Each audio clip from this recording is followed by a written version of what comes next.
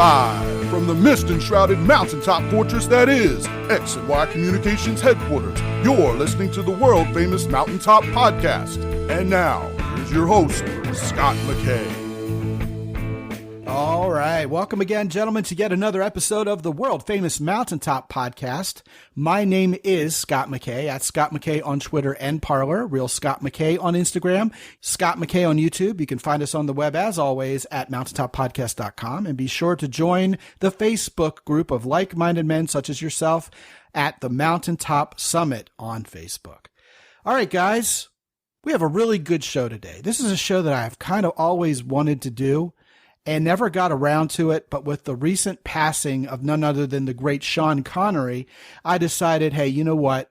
As a tribute particularly to his greatness as the iconic James Bond character, I wanted to find the guy who was the world expert in all things James Bond, and guess what? I got that guy. His name is Bruce Scivally.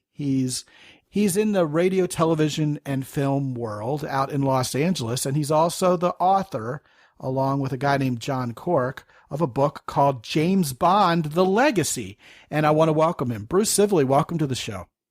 Thank you, Scott. It's great to be here. Yeah, likewise, man. And we were chit-chatting a little bit before we got started, and, you know, you are a cinemaphile of major proportions. You're big into Westerns and all kinds of movies, and are even have an interest in Sean Connery beyond his roles as James Bond. You and I were talking about the time he played Robin Hood opposite a Marion played by none other than Audrey Hepburn, of course, who was fantastic. And so, of course, the reach that Sean Connery had himself as an actor, you know, Hunt for Red October, The Highlander, of course, which would probably be a whole show unto itself, was iconic for reasons above and beyond James Bond. And I guess a great place to start would be to talk about Sean Connery the Man, even off camera. What was he, the oldest man ever to be voted People Magazine's sexiest man alive? So, I mean, there was a mystique that was off script and kind of came across in the real world also, right? Yeah, I think it was the 1980s. Around the time he did Hunt for Red October, I think he was voted sexiest man alive. He would have been in his late 50s, 60s by then. I distinctly remember he was in his early 60s, voted the sexiest man alive. Probably early 90s. Yeah. But yeah, I mean, he was one of those guys who just had a charisma that on film, it just leapt off the screen. You know, even when you see the early films that he's only got a bit part in, or you watch Darby O'Gill and the Little People, or Tarzan's Greatest Adventure, he's one of the, you know, henchmen in that. When he's on screen, you're just kind of riveted to him. And not to be overlooked, he was Indiana Jones's dad, right? Which was interesting because he was only about 10 years older than Harrison Ford. But, Mr. Sean Connery, we're talking, he might have been very busy when he was 10. Well, you know, makeup artists are amazing, right? Yes, yeah. They are. But, you know, great role there, too, surely. Yeah, and another one where, he really kind of pops off the screen in that film. Yeah, most definitely. So, obviously, you know, maybe it's not obvious. We have some younger guys here who maybe have never seen a Sean Connery James Bond movie. And I'll just tell you guys, let's just throw it on the table. They're amazing. They're incredible. And, you know, if you're not so into old movies, I can kind of understand that. But, you know, they're all, of course, period pieces nowadays. So, I mean, they're worth watching if you're a car guy, first of all, just because the cars in them are always amazing. Yeah, I always say if you've never seen a Bond film, just start with Goldfinger. Oh, what a great place to start. I couldn't agree more with that sentiment. But of course, James Bond was the first cinematic portrayal of James Bond, right? Who's an MI6 secret agent with the license to kill designation of 007. You know, he's a top level agent. And of course, this character is based on the books by Ian Fleming, right? So the James Bond character was conceptualized by an author and then brought to film, personified by none other than Sean Connery. Right, and Fleming worked in the Secret Service in World War II, so he really knew that world. And he wrote the first book, Casino Royale, just before he got married. He said he was kind of writing it as a distraction to keep him from thinking about getting married for the first time in his 40s. But I think those books really resonated when they started coming out in the 1950s because England was still under rationing from World War II. They were under rationing into the 1960s. So I think this character who traveled around the world, drove fancy cars, was going to the most exotic places and meeting all these amazing women. That was something that your average person, not only in the UK, but around the world, just something that was, they weren't ever going to experience. Yeah, absolutely. And of course, the movies turned all that into a visual, which made it even more powerful. I mean, he's going all over the world. The women who he's associating with and absolutely succeeding wildly with all of a sudden became visual to you. You could see these women. And as he goes all over the world, he's meeting women who we would think of as exotic, for lack of a better word. I mean, he goes to Japan in You Only Live Twice, and he's interacting with beautiful Japanese women in that movie. Goes to Australia, of course, British women, his famed long-term mutual flirtation with Miss Moneypenny, who's basically his boss's secretary, right? And the one who organizes his life or whatever she does. I mean, in later films, more modern films like Skyfall, for example, Miss Moneypenny takes a much more directly adventurous role, like driving a Land Rover, racing a Land Rover dangerously through the streets in Istanbul, Turkey with James Bond, But in those early movies, with James Bond, obviously we didn't have a rating system yet in film, so every movie had to be PG to some degree, maybe PG-13-ish they got away with in a few of those James Bond movies. But there was a charming innocence to James Bond and his incredible facility with making women love him. And I don't think it's simply directly attributable to how devastatingly handsome a 32, 35-year-old Sean Connery was. There was something he did. There was an evolved masculinity about him that to this very day is not only iconic, but very charming to us as guys. And how would you describe that? What kind of adjectives would you use? What kind of descriptors would you put on how James Bond's masculinity came across, specifically as portrayed by Connery? Just one word: confidence. Because I think that's something that both men and women gravitate towards, is if there's a guy in the room who's just supremely confident and not arrogant, because that's overconfidence, but just confidence. Someone that, if stuff goes down, he's going to be able to deal with it, but he's also confident in himself. And Connery had said that when he started playing the role that he looked at Bond as being a sensualist. And what he meant by that is that again, he's someone who really enjoys all the fine clothes. He enjoys the fine food. He enjoys, just the sensations of all of that are what keeps Bond going. Kind of an aesthetic. He just loves beauty. Exactly, yeah. Yeah, I see that. I think that's where the evolution of the masculinity comes in. He comes off to me, even though he's only a mere 32 years old, which, is older to a lot of the younger guys listening, but he comes off as the quintessential example of the older guy who younger women would love. Well, and you have to think, too, that because of World War II, a lot of young men grew up very fast. So men in their late 20s, early 30s, in that period, had the demeanor of old men. They were very experienced. They'd been through a lot. When we were doing, John Cork and I were producing the special features for the James Bond DVDs and interviewing a lot of the guys who worked on those early films, what became evident to me very early on is that pretty much every guy on the crew were World War II veterans. Some of them have even been in special operations and doing spy work. So they all really, truly knew that James Bond world, down to their fingertips. Yeah, that's a fascinating observation. It was directly relatable in sort of a fantastic way, in the true sense of the word, to the contemporary people at the time those movies were released. That's a brilliant observation. And yet they still stand the test of time. And you look at Connery's James Bond, and you say to yourself, man, you're right. The confidence just exudes from that guy. And I tell guys all the time, the absolute number one differentiator between men who get women and guys who don't succeed with women is they believe women should like them. They believe that they're attractive to women. And I think the other trait that Sean Connery was very good at portraying was a genuine love for women. I mean, he wasn't angry at them. He wasn't bitter towards them.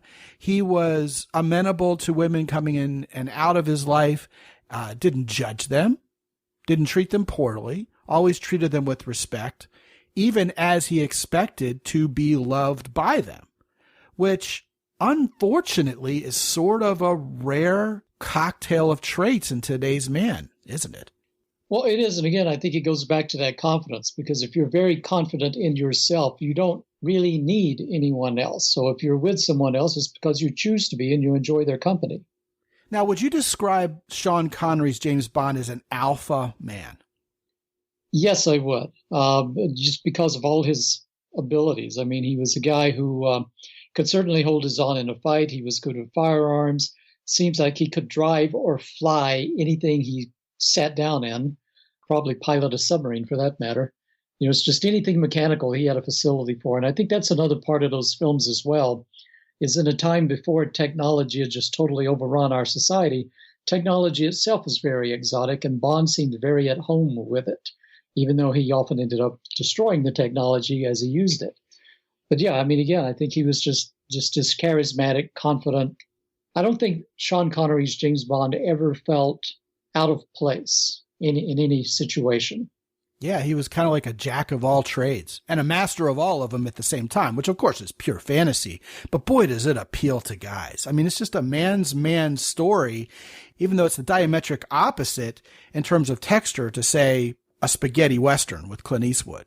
It's a completely different set of masculine traits and a completely different world. And yet you almost feel as if James Bond could be thrust into the Old West and thrive even there, right? Well, watch Shallow. So, but no, I think the Western heroes, there's sometimes a different aspect to those, especially to spaghetti Western or Eastwood type characters, where there's a harshness to them. Yeah, they're a little more rough around the edges. They're not this evolved gentleman for sure. Right. They've had a much harder life. They're not the guy who went to Eton and, got a university education. So that's 100%. Fantastic. Yeah, you mentioned these abilities and the comfort level with technology and traveling the world and being able to go on all of these different adventures and living a life of danger and suspense. All of that appeals to the most baseline sensibilities of masculinity within us. I mean, deep down, we thirst for all of those things. I had the pleasure of getting to know a guy years ago who came out with a program for men. You could buy it online, and it was called Live Like Bond. And I was just fascinated with that as a tutorial for men. And, he would have told you himself that, the expectation isn't that you're going to become Sean Connery's James Bond or Roger Moore's James Bond, let alone Daniel Craig's James Bond, which is, a more fantastic image than ever. But what was it that made him who he was? What are the elements of that personality, of that lifestyle that you can cultivate for yourself, even to getting to the point where you're 10% of where James Bond was? And I always loved that idea. And in fact, I had decided to invite that guy to be a part of my team with his expertise and his program, kind of like I did with Rob Brinded and James Knight and Trace Loft and their programs that we have in our portfolio now here at X&Y Communications. I wanted to do that with Live Like Bond also and make that part of the X&Y Communications brand. I was so impressed with it, but unfortunately, of course, he got sued. And that was the end of that program. But I think it's fascinating that there really was a market to tap into this idea of being like James Bond. I mean, not just subjectively, but in some objective ways. I mean, the gadgets. Okay, you talked about Goldfinger being the first movie you'd want to watch. Now, when I was a kid, I'm dating myself here, but I had a little Corgi model, 1/43rd scale model of that Aston Martin DB5 from that movie. That was the coolest thing I had ever seen when I was like a 9 or 10-year-old kid and saw that movie, right? My parents finally let me watch it. I mean, it had an ejector seat button in the stick shift, and it rocketed the guy out of the car, and the license plates would turn so, you couldn't identify the car. And it had smoke screen and oil slicks that came out of the back and machine guns in the front. And the spinners, the knockoff spinners on the wire wheels would actually project out with hydraulics, and, slice the tires of the car next to it. God, that was the coolest thing I'd ever seen in my life. And I'm not sure I've seen anything cooler since. And of course, other movies like You Only Live Twice. He has this little mini helicopter with rocket launchers and heat-seeking missiles, and that's really cool. And then, The Spy Who Loved Me, the Lotus turns into a submarine of all things. It's just amazing. The gadgetry is renowned. He's got cigarettes that launch missiles out of the ends of them, all these little spy gadgets. And of course, that appeals so majorly to men. It just really is a smorgasbord of all those things we as guys absolutely aspire to. My question to you is, what do you think really is attainable from the James Bond persona in the real world? Because, we don't have cigarettes that shoot rockets. We don't have Aston Martins with ejector seats. Hell, we don't even have Aston Martins for the most part. What can we learn and get, if not by osmosis, from the James Bond persona? How can we reasonably emulate the James Bond character successfully at all? I think for me, that really begins with just one thing, and that's curiosity, having an open mind. Because thankfully, through my work, I've been able to travel a little bit. I've been to Paris, I've been to Berlin. And I will say that don't believe any of the stereotypes. I always heard all my life, the French hate Americans. It's not true. Sure. I made it fine in France. I loved just sitting in the cafes and watching the people pass by and so on. I think the distinguishing characteristic is, again, that curiosity. When you're traveling, don't have an expectation that the place you're going to is going to be like the place you just left. Years ago, in England with a friend of mine, we were on a package tour. It's the first time I went to the UK, and a lot of the old other people on the tour were old retirees. And every restaurant they'd take us to, the people were like, this isn't like the bacon and eggs we get in Ohio, or this is... Surprise, surprise. And I just kept wanting to slap them and say, you're not in Ohio. You're in London. It's supposed to be different. That's the point. And I think they're looking for McDonald's, right? Yeah. And I think that, again, is where the ugly American or the French hate Americans thing comes from, is that Americans tend to travel and take those expectations with them instead of being open-minded and trying to experience something new and enjoying it, Yeah, maybe you're not liked because you were unlikable to begin with. Those are unlikable. But yeah, I think if you keep an open mind and you're always learning, because I think Bond in his line of work always had to know the latest gadgets, these days the latest software and so on. I think you have to just always be improving yourself.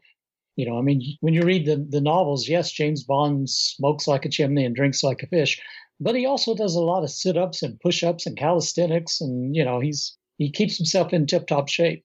So there's a lot of effort that goes into it, but again, keeping an open mind and just enjoying those things as you experience them. Enjoy life as it comes, which Bond also does, because he never knows if he's going to be alive from one moment to the next. Yeah, he seems like he's happy-go-lucky and doesn't worry or obsess about things too much, takes life as it comes. All of those, I think, are traits that we can emulate. Solid takes there for sure. I love how you mentioned world travel, and cities like Berlin and Paris definitely have mystique surrounding them. We mentioned Istanbul, Turkey, which obviously has wonderful mystique surrounding it too. And I always like to put at the top of my bucket list places that have extreme mystique to them, places that are nothing like the United States or different enough that there's something to be gleaned from the curiosity I bring along with me on those trips. So I think that's a wonderful angle on this conversation, and I really appreciate that you mentioned that. And obviously, we also mentioned confidence. We talk a lot about that around here. As for curiosity, I think that's been mentioned in probably 80% of the shows dating back to when we did a show actually on the topic of curiosity with Todd Kashdan, who's an author on the subject. And curiosity is such an incredibly valuable arrow in your quiver. It gives you a whole toolbox of resources to draw from to be more interesting and to bring more excitement and enjoyment to life in general. And that's certainly a James Bond trait for sure. I want to turn our attention right now specifically to James Bond's facility with women. And, how could we possibly have this conversation without talking about the Bond girls themselves. And I think I want to go there first to kind of tee this up. If you haven't seen a James Bond movie or haven't seen one in a while, it may be tempting to slip into this assumption that Bond women are going to be these airheaded supermodels who really are eye candy at best and nothing else, when really I can't think of a single Bond girl who was like that. I mean, there's the cheesecake element, if you will, of them being hot and sexy and scantily clad. I mean, my wife and I, just in the last couple of weeks since Sean Connery passed, we've watched a couple of his movies, and we watched You Only Live Twice, and we were both chuckling to ourselves at the end about how the Bond girl is hiking and going into the crater at the end and getting shot at and being in harm's way like a total tomboy, and she's still in a bikini. And then she goes back and gets all the troops and comes back and she's still in a bikini. And Emily's like, didn't she have a chance to change yet? I mean, she's not exactly in a hiking outfit. And of course, we'll grant cinematic license there. But indeed, Bond women were, of course, beautiful and sexy and intriguing. But they were also not shrinking violets. Hardly ever. There may be a passing example here and there of a woman maybe who was more so than others. But certainly in the early Bond movies, even Miss Moneypenny had a little edge about her. She wasn't this shrinking violet woman who was incapable of protecting herself. She was quick on her feet. Sometimes they knew how to fight. Sometimes they were handy with the hardware and the weaponry and could fend for themselves. They were always very smart. And I think also very crucial to remember, they could go toe-to-toe, matching wits with James Bond, usually. There was banter back and forth. James Bond would flirt with her, say something really suave to her, and she would have this comeback that would come across like, yeah, not so fast, buddy. And then he would have to come up with something equally witty. And there was not only a rapport between James Bond and the women who were his love interests because of that, but there was just excellent repartee between them. I mean, they were bantering and talking, and the dialogue was always just flat out delightful. And that would have been virtually impossible had those women not had that quick wit about them and had that ability to stand up to him, as it were. You know what I mean? Yeah, there's a lot to unpack there. Sure. First off, You Only Live Twice, to me, is kind of like, it's almost like a fever dream, the logic of that movie. Because aside from the woman in a bikini, remember when Bond's starting his journey up that volcano, he's dressed as an Ama Islander. And yet he gets to the top of the volcano, takes off the Ama Islander thing, and he's got his ninja uniform on underneath it. So apparently, no wonder he was sweating going up the volcano, because he's wearing like 3 layers of clothing. Go figure. There's a lot of, it doesn't hold up to a lot of close scrutiny, but it's a really fun adventure. I really enjoy that movie. As my son would say, it's a movie. Yes. But going back to Dr. No, the first film, first sort of Bond woman we see in that, I think, is Miss Moneypenny. Well, there's Sylvia Trench at the table. Sylvia Trench was supposed to have been an ongoing character. She turns up again in From Russia with Love. And it was Terrence Young, the director of those 2 films. He had the idea that all the Bond films would kind of start with Bond trying to get together with Sylvia Trench and being called away to a mission. But then when he didn't direct the 3rd one, that tradition ended. And then we see Miss Moneypenny, who Lois Maxwell said that she and Sean Connery decided between them that the backstory of Bond and Moneypenny is that when he was a very young agent and she was in the secretarial pool, they went away and spent a really nice weekend together at a cottage and have that history with each other. So that kind of underpins all that playful banter they have in M's office. Then we get to Honey Rider, and she's no shrinking violet, because she's a woman who's basically been on her own since she was a teenager and lives by collecting these rare shells and selling them, and Bond comes across her on Dr. No's island. So she's a very, very independent woman for 1962 when that film came out. Next up in From Russia with Love, we get the Russian agent, who's really just kind of a pawn in a Spectre plot. But very good performance, I think, by the actress Daniela Bianchi. Goldfinger, we get a lesbian henchwoman in Pussy Galore, which is one of the more tongue-in-cheek Fleming names from the novels. Yeah, rather provocative for the early 60s. Yeah. That movie sort of started the tradition of Bond encountering 3 women during the course of the adventure. And the first one he encounters is the sacrificial lamb who gets killed off a third of the way through the movie, but gives him the emotional motivation to keep on with the mission. Memorably getting painted from head to toe in gold paint. Yes, and then with a second sacrificial lamb character in her sister, who comes to avenge her and gets killed by Oddjob's hat. And then Bond, because he's so uber masculine, turns the lesbian woman straight by the end. So that's a bit of fantasy. But, one of the things about these movies is the women, especially in the 60s films, they were by and large pretty capable. They weren't just, standing around watching as the fight scenes occurred. They would actually get involved in them and so on. But you also had a sort of similar character on TV in Emma Pill on The Avengers. So I think that's something the Brits are kind of in the forefront of, more so than the Americans, of showing women who are very capable and just as handy as the men. But the key thing to remember, I think, watching those films from a male perspective is they were still fantasy figures. Bond's a fantasy figure. These are movies written by men, directed by men, and Bond betting all these beautiful women. It's a lot easier to do when it's scripted that way. You mentioned that You Only Live Twice is rather like a fever dream, and I think it's fascinating that you would mention that because, of course, the screenplay for that movie was written by none other than Roald Dahl of Willy Wonka fame. He and Ian Fleming were very good friends, as it turns out. As a matter of fact, there's a Roald Dahl short story about a guy who somehow gets very heightened abilities to hear things, and it drives him mad when at the end there's a man mowing his lawn and he can hear the blades of grass screaming. That idea came from Ian Fleming. So they did share ideas back and forth. They had known each other, I guess, since the World War II days. And the novel You Only Live Twice is very different than the movie. That was probably one of the first movies that really used the title of a Fleming novel and threw out most of the plot, Well, there's a lot of Roald Dahl in that movie.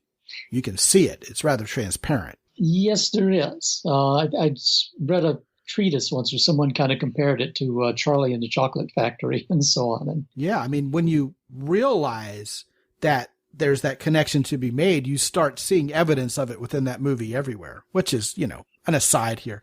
Getting back to Sean Connery and the women in his movies, we're talking about how these women are not shrinking violets, but there's something else that I think is worth mentioning, and that's that Sean Connery's character is not owning these women.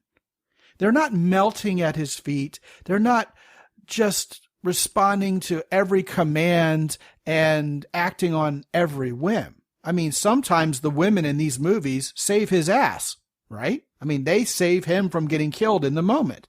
They're the ones who are heroines to him. The other thing is, a lot of times these women will insult him, reject him, not be so interested at first, try to kill him or hurt him. And the key factor is the James Bond character, played by Connery, is never fazed by that. He's got this incredibly powerful notion within him that women don't want to hurt me, and therefore they really can't hurt me. That's something that I've talked about in relation to David Duchovny's character, Hank Moody, in the show Californication, which, for all I know, may have been inspired by Connery's James Bond in that regard. But there's something incredibly powerful about dropping the fear of women and expecting, optimistically, for women to treat you right. Because ultimately, the women respond to him leading in that direction. And, it's a cinematic portrayal for sure. Yeah, okay. But those women end up loving and adoring him and being charmed by him. And it all starts with him just not being fazed by their questionable behavior or their distaste towards him up front, or them even trying to keep things really uber professional when he'd rather just make out with them. And I just think that's always been powerful. That image is powerful. And as I've matured as a man, as I've grown in my own abilities with women over the years, I've realized it's not too far off from the real world truth once you start to master some of these skills, when you stop fearing women and what they might do to you. And granted, I mean, a woman could put a bullet through your heart. She could run over you with a car. But when your attitude is these women don't want to hurt me, therefore I'm not going to fear women as much, there's real world ramifications of that are super powerful and very, very good. Yeah, and again, I think that goes back to the Connery's portrayal of Bond as someone who just takes life as it presents itself. And he's the same with the women. He doesn't put an expectation on them. I think it's where a lot of guys get in trouble, is they expect something, and when they don't get it, they get angry or lash out or act out. Yeah, that's just childish and not evolved. Right. Yes, if you have no expectation and just accept things as they happen, then life gets a lot easier. And relationships with not only women, but men, people at work, whomever, everything gets a lot easier if you just kind of take things as they come and try not to put any expectations on anyone else, That's and so I think true. we see a lot of that in Connery's Bond, in the way he interacts with women, and with his interactions with M are always a little interesting to me, because I always feel like M is kind of like the parent and Bond is in some ways the teenage boy. Exactly. That's so true. He's kind of rebelling against authority a little bit throughout the films, Yes, it's like, M is always putting, and by extension, MI6 at large, always seems to be putting up with Bond despite his shenanigans, because he ends up saving the world in the end, so we kind of have to look the other way, Right. He produces results, so they're willing to give him a pass on that. When they finally rescue him at the end of the movie, he's in a raft, with a beautiful woman making out and waving the helicopter away. But, you know what? Let him have his moment, right? It's also worth noting, too, I mean, most of those early films are written by Richard Maybaum, or at least co-written by Maybaum. Actually, I think Dr. No and From Russia with Love, there was a woman named Johanna Harwood who initially adapted the adaptation of the book into a screenplay. So there's actually a woman writing James Bond in the sort of interim there before Maybaum comes in and polishes up the final script. But, Maybaum was a guy who'd been around since the 1940s. He wrote the original Ransom, which was remade, as a Mel Gibson film later. Yes, sure.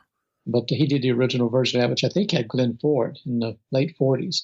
But he was a producer and writer. And one of the things that screenwriters know is the best way to define your character is not to have them talking about their feelings or giving soliloquies and all that, is to have the characters around them comment on them and talk about them. And there is a Bond film that, you said you haven't seen the Pierce Brosnan movies. GoldenEye does that from frame one, because that's a film they made after a 6-year hiatus of lawsuits and not being able to make a Bond film. By the time they finally made one, they thought, we've kind of lost a generation here. We need to reintroduce the character. And in the interim, the Berlin Wall had fallen. So the worry was, how do we present a Cold War character in a world that isn't the Cold War anymore?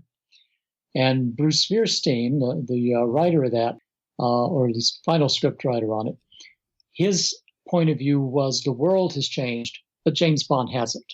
Interesting. And what you get, especially in the beginning of the movie, is all the M and Moneypenny and all the other characters defining who Bond is for the audience. Moneypenny saying, unlike the woman we sent out to about you, I haven't fallen for your charms. Or M calling him a sexist, misogynist dinosaur. Once she says that, we get an idea of that's how people perceive Bond. It also has the effect as a viewer, if you're sympathizing with Bond, to go, oh, no, come on, he's not that bad. So it kind of puts you on his side. So it's an interesting tool they pulled out there for that film. But I think it's an entertaining film just for that. Well, my goodness, a dinosaur is even worse than a Neanderthal now, isn't it? Yes. Well, what's interesting also is getting back to how James Bond interacts with women.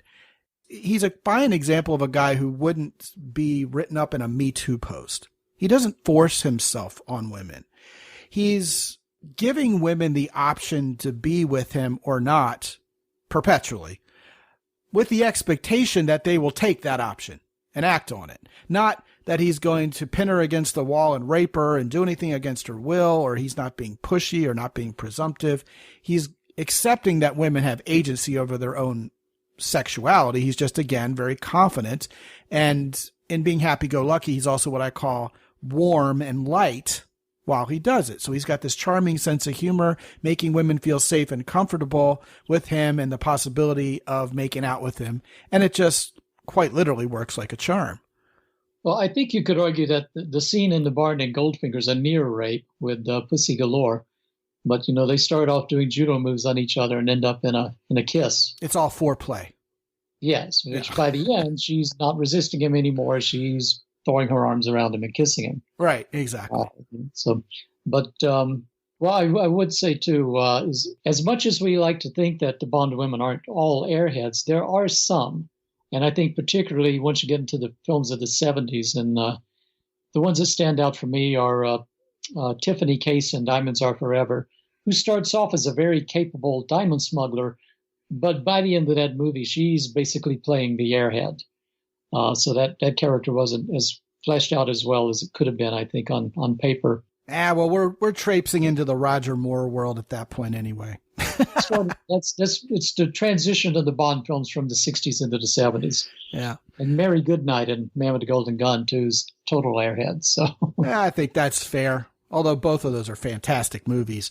I will say about Roger Moore, I like the James Bond movies themselves with Roger Moore in them, because I think they're, the pace is faster, and there's an element of comedy in those movies that's introduced that, I don't know, isn't quite as well developed. I mean, there are moments that put a smile on your face in the Connery movies, but certainly Roger Moore's James Bond, those movies have more comedic elements. I mean, you look at the character of Jaws and Moonraker, for example, and he's a caricature. He's kind of funny. Yeah. And of course, at the end, when he meets a girl and gets married, that's standard comedy writing.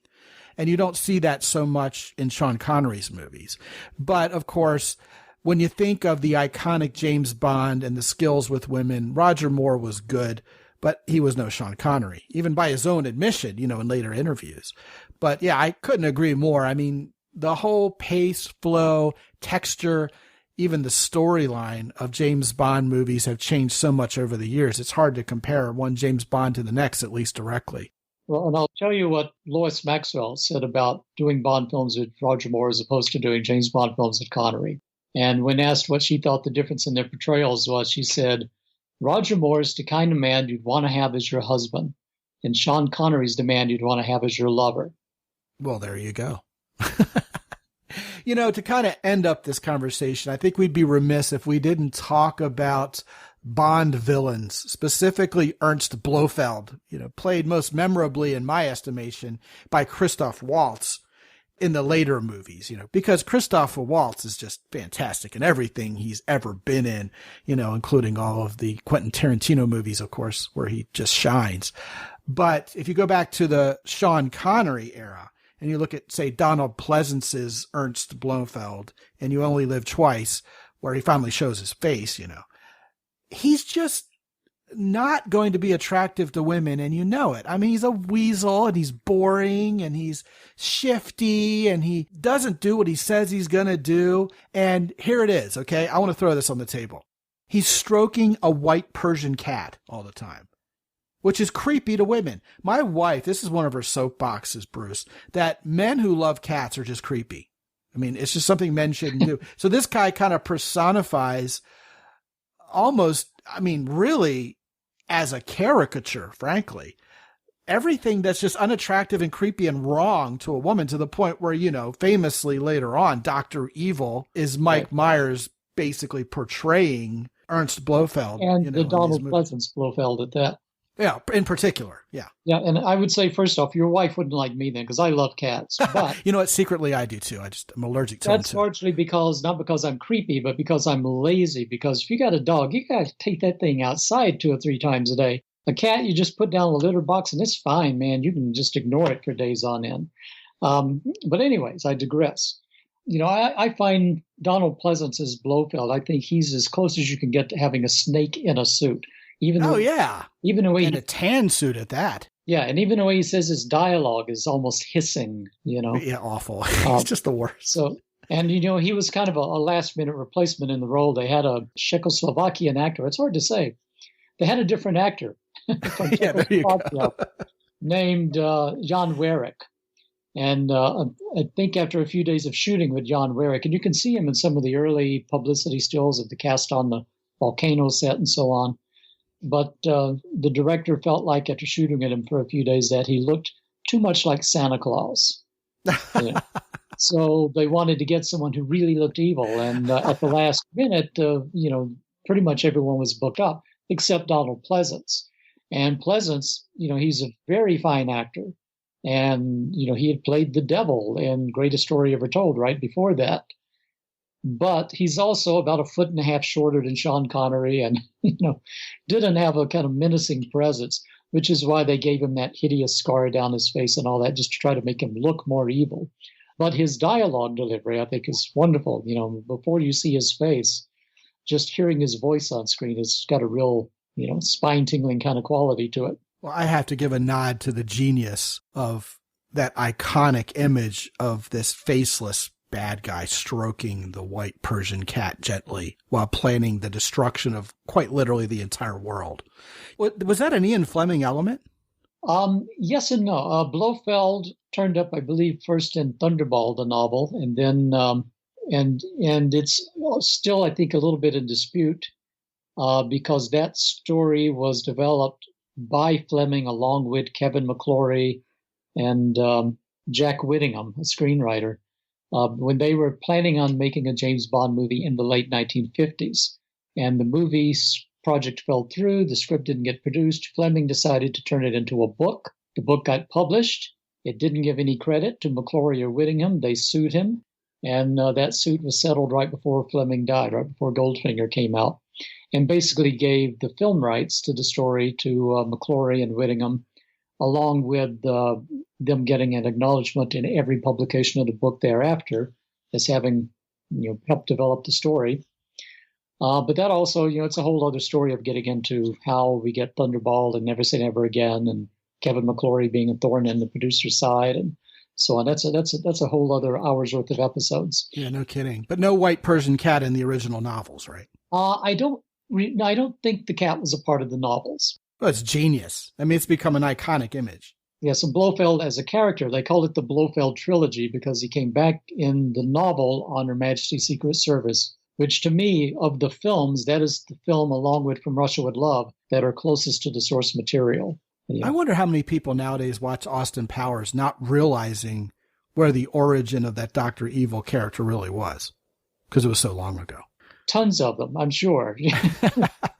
Because there was a whole generation that got introduced to James Bond in the 90s, not through the movies, but through the GoldenEye video game, because that was the first-person shooter video game. But, I think it's interesting how anything that happened before we were born is kind of a black hole to us in many, many, many ways. I mean, I can remember playing Trivial Pursuit with my parents, and anytime the pink pie came up on Arts and Entertainment, they knew every answer to every question. I knew none of them, and it just sucked so badly.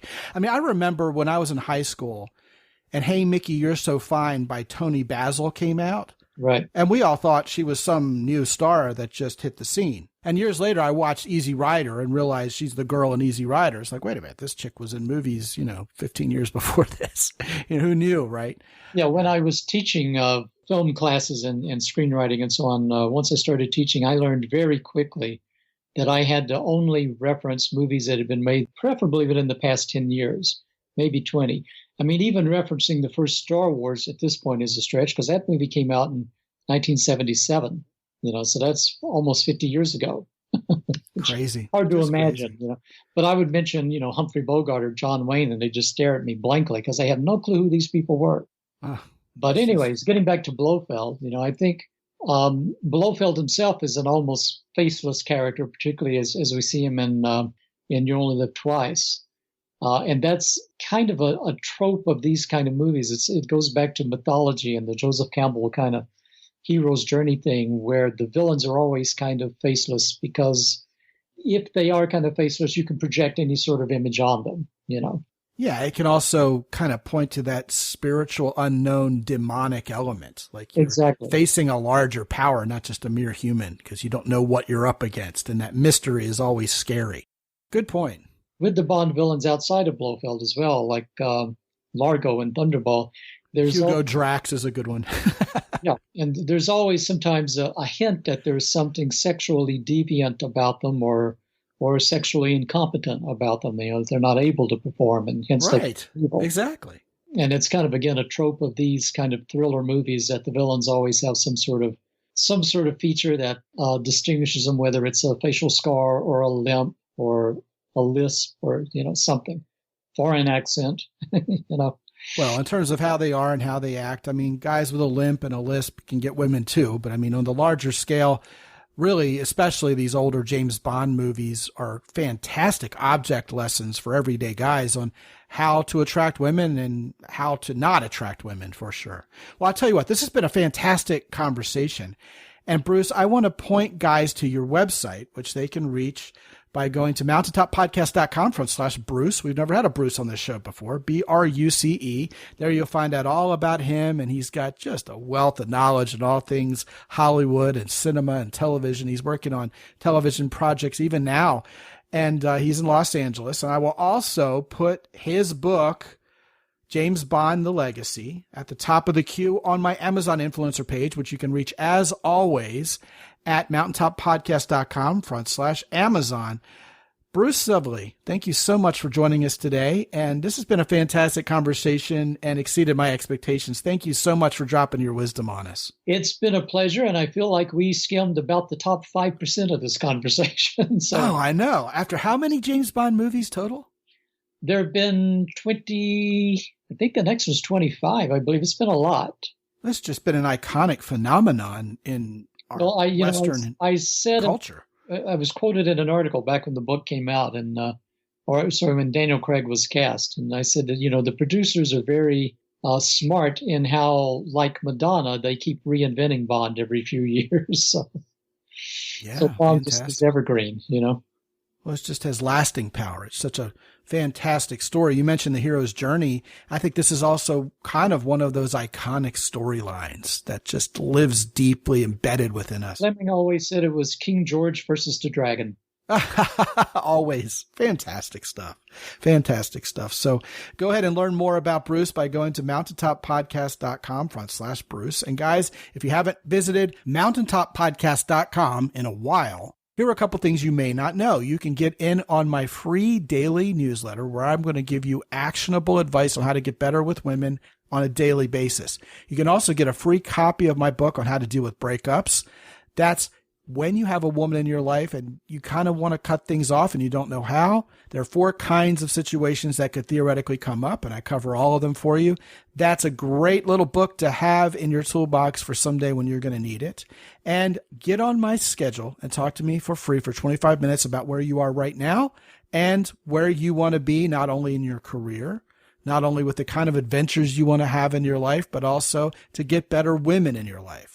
None of us are ever going to be quite like Sean Connery's James Bond because, hey, we're not living by a script from day to day, but we can come closer than you might think. And that's perhaps one of the things we can discuss when you click the red button in the upper right-hand corner at mountaintoppodcast.com and get on my schedule to talk free for 25 minutes. While you're there, also visit the guys at Origin, Maine. They got the best jeans, the best boots, and some really powerful supplements that will make your life better. We're still in COVID-19 crisis mode, guys, and they've got the best D3. You can just spray it right into your mouth in the morning and in the evening. There are no pills to take, nothing messy, and give yourself one excellent prophylactic against getting sick. When you go to mountaintoppodcast.com/origin, use Mountain10 as the discount code and get 10% off, and you'll love everything they have there. There are so many things I've never even talked about that are just so cool and manly. You got to give them a visit. Also, visit mountaintoppodcast.com/hero soap. Everything you need there, from fantastic soap free of parabens with all natural ingredients and essential oils, to body wash, brand new body wash that makes you smell like a man as well. It's all there for you when you go to mountaintoppodcast.com/hero soap. You can use Mountain 10 there as well.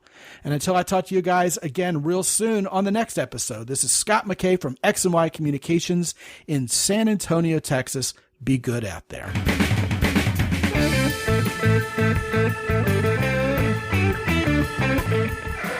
The Mountaintop Podcast is produced by X&Y Communications. All rights reserved worldwide. Be sure to visit www.mountaintoppodcast.com for show notes. And while you're there, sign up for the free X&Y Communications newsletter for men. This is Ed Roy Odom speaking for the Mountaintop Podcast.